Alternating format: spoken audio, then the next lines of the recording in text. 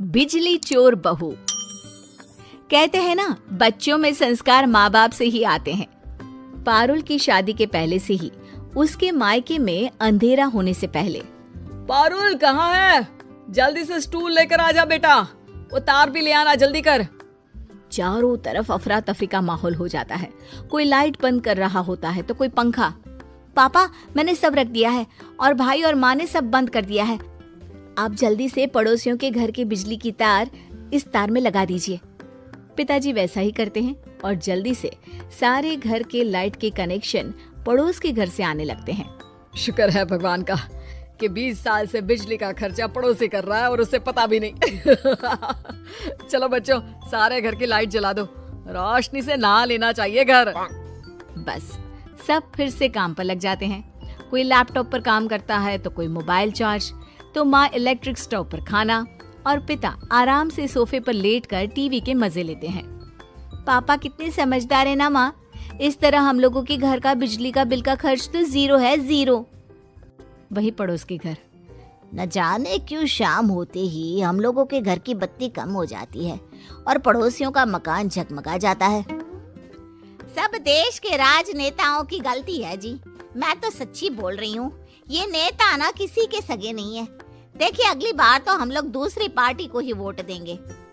अरे वो तो पिछली बार भी किया था। 20 साल से 4 सरकार बदल चुके हैं हम लोग, लेकिन बिजली की समस्या वहीं की वहीं है। तुम कल ना भाभी से पूछना किस सरकार को वोट देते हैं जो शाम होते ही घर बिजली से नहा लेता है। अरे बहुत ही शरीफ लोग हैं, बेटी पारुल और बेटा हिमांशु।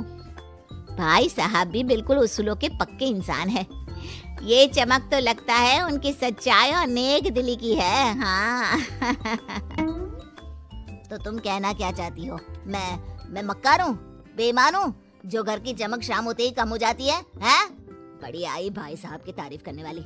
जाओ जाकर चाय लेकर आओ। बीवी वहाँ से चली जाती है।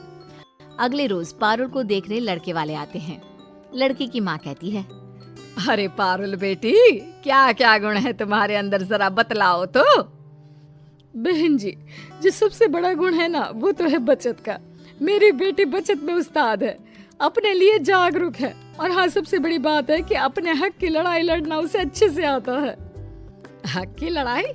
अरे कल को मुझसे ही ना लड़ने लग जाए। नहीं, हक की लड़ाई समाज में। उनके कहने का मतलब है कि मुझे समाज सेवा का शौक है। खैर, सास पारुल के गुणों से इम्प्रेस हो जाती है और पारुल की शादी राज से हो जाती है। शादी के 1 महीने बाद, माँ ये देख तो बिजली का बिल। अरे कितना आ गया? इस बार भी बजट बिगड़ेगा क्या ये बिजली के बिल के चक्कर में? माँ देख तो, बिजली का बिल सिर्फ 200 रुपया आया है। हैं? ये कैसे हो सकता है बेटा? AC, cooler, TV, fridge, laptop, mobile सब तो चल रहा है, फिर कैसे बिजली का बिल कम आ रहा है?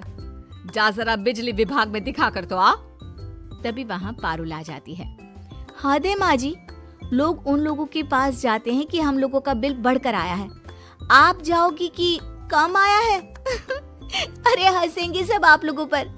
अरे बचत ही की है ना हम लोगों ने। चलिए। हाँ माँ, पारुल सही तो बोल रही है। सारा दिन पारुल को मैंने गर्मी में बैठे हुए देखा है। हाँ, क्योंकि पूरी रात एसी चलता है ना।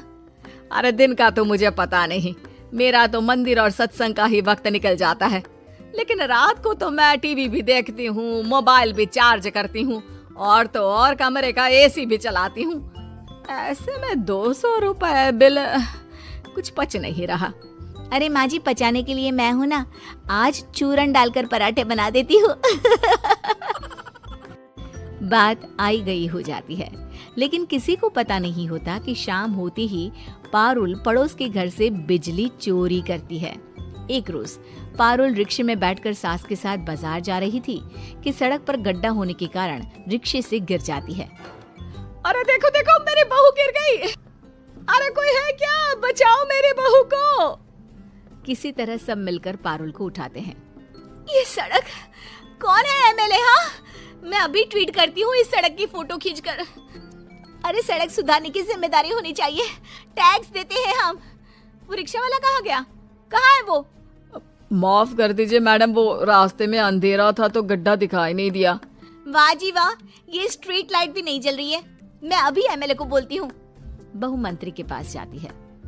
अरे मैडम, ये तो बिजली विभाग की गलती है कि वो सड़क की बिजली क्यों काट रहे हैं। जाइए बिजली विभाग में कंप्लेन करिए। पता क्या है वहाँ का? शास्त्री भवन, कमरा नंबर 503। बहू अगले दिन शास्त्री भवन जाती है। कमरे नंबर 503 में जहाँ बैठा अधिकारी बहुत ही खड्डूस होता है। ये टूटी फूटी महिला कौन है? ये डॉक्टर का क्लिनिक नहीं है, बिजली विभाग का दफ्तर है, समझी? अरे तो मैं आपकी शिकायत लेकर आई हूँ। अम्बेडकर मार्ग की स्ट्रीट लाइट नहीं जल रही है। कल मेरा रिक्शा गड्ढे में गिर गया जिससे मुझे ये चोट आई है, समझे? इससे पहले कि कोई और गिरे, पहले तो लाइट लगाइए, और दूसरा लाइट क्यों नहीं है इसका कारण बताइए। अधिकारी को बहू की बात पर गुस्सा आ जाता है। वाह वाह वाह, अब आम जनता दफ्तर में घुसकर सवाल करेगी। अरे रमेश, जरा मैडम के घर का एड्रेस लेकर इनकी हिस्ट्री तो निकालो, अभी दे देते हैं इनके सवाल का जवाब। हाँ मैडम जी, पहले तो अपना नाम और पता लिखिए इस कागज पर, फिर आपको देते हैं जवाब कि वहाँ बत्ती क्यों नहीं थी। बहू सारा लेखा जोखा कागज पर लिखकर चली जाती है। अगले रोज, बहू शाम के वक्त कौन आ गया, जरा देख तो। सामने बिजली विभाग के लोग खड़े होते हैं। अरे माँ जी, वही लोग आए हैं जिनके खिलाफ मैंने कंप्लेन की थी। माफी मांगने आए हैं क्या? नहीं, यहाँ छापा पड़ा है। आपके घर की तार पड़ोसी के घर पर लगी है। अब तो आप चलिए जेल। बहुत सवाल कर रही थी ना, जवाब वहीं मिलेगा।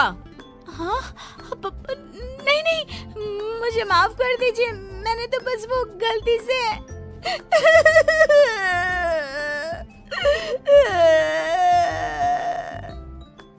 ये बोलकर पारुल रोने लगती है।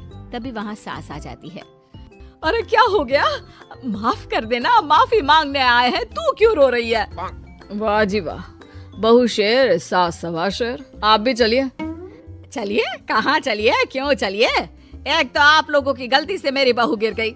शांत हो जाइए माँ जी, चुप हो जाइए। पर सास कहाँ चुप होने वाली थी। हाँ हाँ, और नहीं तो क्या, ऊपर से चलिए चलिए लगा रखा है। तभी वहाँ पारुल का पति भी आ जाता है। पारुल उसे देखकर जोर से रोने लगती है।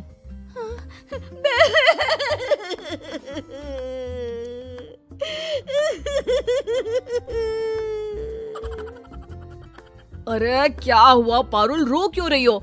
और कौन है ये लोग? पारुल पति को सारी बात बता देती है। देखिए, अपनी बीवी की तरफ से मैं माफी मांगता हूँ। और पारुल, सच कहो तो तुम जैसे लोगों के कारण ही देश का बिजली विभाग घाटे में रहता है। बिजली बचाना सरकार कहती है, लेकिन तुम तो बिजली चोर निकली। और देखो, तुम्हें चोट भी बिजली की कमी के कारण ही लगी। अब माफी मांगो इन लोगों से। मेरी समझ में बात आ गई है, मुझे माफ कर दीजिए। मैं कभी बिजली चोरी नहीं करूंगी और सरकार के बिजली बचाओ अभियान का हिस्सा बनूंगी।